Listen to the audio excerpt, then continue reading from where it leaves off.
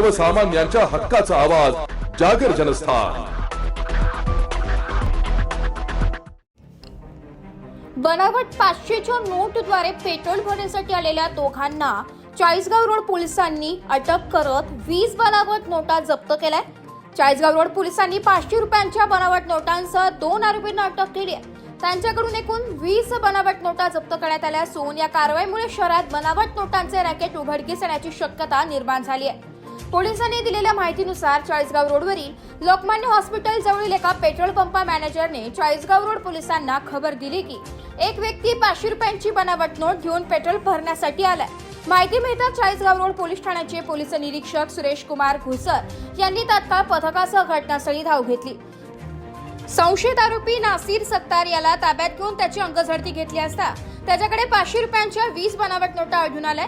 त्याची कसून चौकशी केली असता नासिरने या बनावट नोटा संशयित संतोष चौधरी यांच्याकडून घेतल्याचं सांगितलं। चाळीसगाव रोड पोलिसांनी नासिर शेख आणि संतोष चौधरी या दोघांनाही 500च्या 20 बनावट नोटांसह ताब्यात घेतलंय। जागर जनस्थानकरिता प्रतिनिधी रूपक बिरारी, धुळे।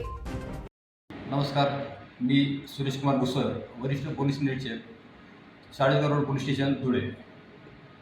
आज चाळीसगाव रोड पोलीस स्टेशनला 117/2025 कलम BNS कलम 179, 180 अन्वये गुन्हा नोंद आहे। बनावट नकली चलनाचा गुन्हा नोंद केलेला आहे।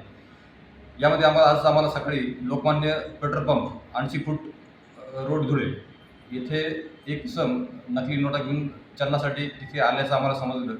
त्यानुसार आम्ही सरकारी पंच बोलून तिथे ट्रॅप रचला आणि त्याच्यामध्ये आम्ही त्याच्याकडून 10-20 500-500च्या अशा नोटा जप्त केल्या असून त्या टोटल 10,000च्या नोटा आहेत। आणि त्याच्या सांगण्यावरून आम्ही दुसरा जो आरोपी आहे चौधरी, संतोष चौधरी, यालाही आम्ही ताब्यात घेतलेला आहे। पहिला जो आहे नासिर शेख नावाचा इसम आहे, ज्याला आम्ही ताब्यात घेतलेला आहे। सदरची जी माहिती आम्ही जी कारवाई केलेली आहे, आमचे माननीय SP सर दिवरे सर, आमचे ॲडिशनल SP सर काळे सर आणि आमचे DYSP उपास्य सर यांच्या मार्गदर्शनाखाली चाळीसगाव रोड पोलिसांनी ही कारवाई केलेली आहे।